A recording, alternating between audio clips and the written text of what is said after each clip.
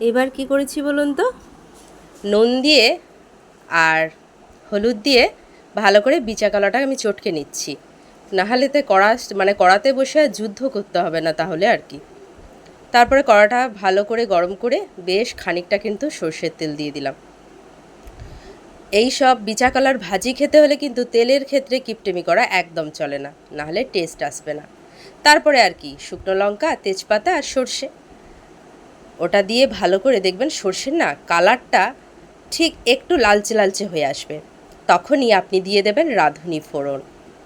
রাঁধুনি ফোড়ন আর সর্ষে এই দুটো যদি একসাথে পড়ে, তার যা একটা গন্ধ, তার যা সেন্ট, আপনাদেরকে আমি কি বলে বোঝাই, যে খেয়েছেন সে জানেন। তারপরে আর কি ওই তেলের মধ্যেই দিয়ে দিচ্ছি ধনে গুঁড়ো, জিরে গুঁড়ো।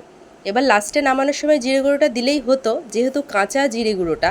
আর আজকে তো বৃহস্পতিবার, আমাদের নতুন প্যাকেটে মানে নিরামিষ তো প্যাকেট করে আলাদা রাখা থাকে, তো সেগুলোই প্যাকেট সমেতই একদম দিয়ে দিচ্ছি কড়াতে।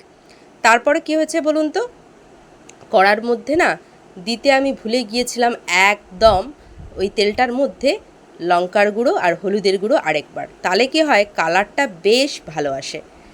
আর কি করার, ভালো করে নেড়ে চেড়ে আপনাকে রাখতে হবে ওই তেলের মধ্যে খানিকক্ষণ। তারপরে দেখুন এপিট ওপিট উল্টাবেন, এক পিঠ লালচে লালচে ভাব হতে আসবে, আর আবার উল্টে দেবেন। তারপরে আর কি চিনি দিয়ে দেবেন। চিনি দিয়ে ভালো করে কিন্তু নেড়ে চেড়ে নেবেন। এরপরে কিন্তু আরেকটা জিনিস দিতে হবে, সেটা কি জানতে হলে দেখতে থাকুন।